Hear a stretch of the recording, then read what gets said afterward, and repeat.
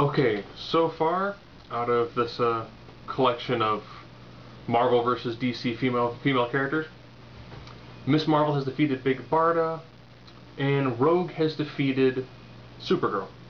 So what I have left now is we have Wonder Woman for DC side, and Power Girl for the DC side, and on the Marvel side we have Sif and Valkyrie.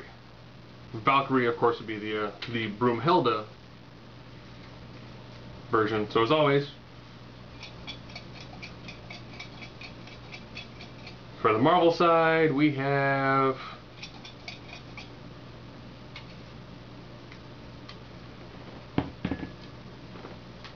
Sif. Sif is essentially a warrior goddess from Asgard who is commonly seen with the Warriors 3. So again, you got somebody who is a very, very substantial fighter when it comes to the Asgardians. She is taking on... stuck together. Power Girl. Now, for the purposes of this will be Power Girl around the time of Infinite Crisis. I don't know what new Power Girl's abilities are. So as always, you've got fighting ability, intelligence, which will also have experience, speed, strength, durability, invulnerability, energy projection, versatility, and the X factor. Start off with intelligence, which will also be experience. Power Girl has actually been, in her Karen Star persona, is a brilliant scientist.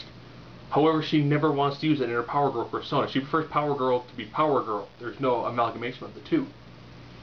And she's got a tremendous amount of experience when it comes to what she's done in the DC universe, as well as has a somewhat working knowledge of the pre-crisis era. So she's got a tremendous amount of knowledge. But on the other hand, you're taking on an Asgardian who technically has been around for a couple hundred years. So I've got 100 years worth of experience versus a regular lifetime's worth of experience. However, then I'm also comparing lots of the interdimensional turmoil that Power Girl has undergone versus a relatively warlike culture that the Asgardians tend to have. You know, they normally don't show them spending a tremendous amount of time when it comes to learning different sorts of technologies. However, at the same time, what they use as magic is, I guess, in some terms referred to as science. So that's, does Asgardian science and a knowledge of that beat a knowledge of Earth science and some Kryptonian science, a little bit of New Genesis? Knowledge she does not use while fighting. So therefore, intelligence goes to Sif. Fighting ability. This is also Sif. She is one of the best female fighters from the Asgardians, where Power Girl fights like every other Kryptonian. I fly at you and I punch. So now we go to speed. The Asgardians have very high reflexes. However, they normally don't tend to show a definite true amount of super speed like what you see almost commonly in the DC universe. So I'll give that point to Power Girl. Strength. Ironically, Sif is normally rated at being the average for an Asgardian, which is about 30 tons. Okay, that's actually, pretty decent. But at the same time, Power Girl is one of the strongest women in the DC universe, so she actually edges her out a little bit when it comes to the overall just ability of raw strength. Durability. Asgardians, they do have a certain degree of invulnerability.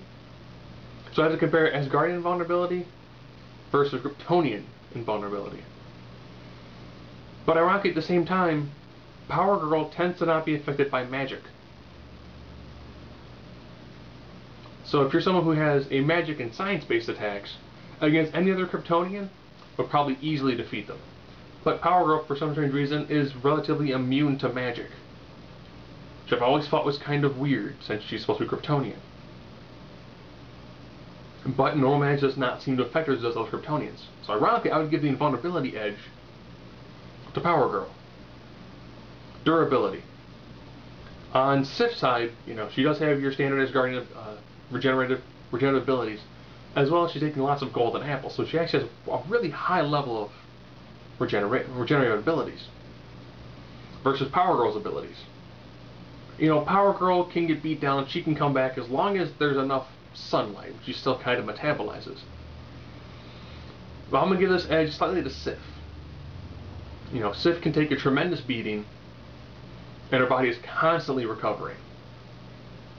Now we're down to energy projection. Power Girl from time to time has shown some of the Kryptonian abilities of heat vision and of frost breath, where on Sif's side she doesn't actually have any true distance abilities beyond the usage of magic, which would be helpful if magic had a really good effect on Power Girl.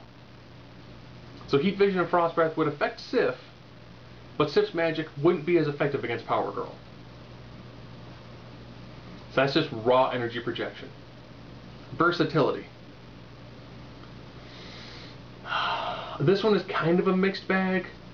Power Girl brings a lot of physical tools to the table, but without her tapping into her full abilities when it comes to what she actually knows in her science, versus somebody who's going to bring everything, all of their magic, all of their fighting skills to the forefront in this battle, as well as multiple different styles of weaponry, I give the versatility edge to Sif.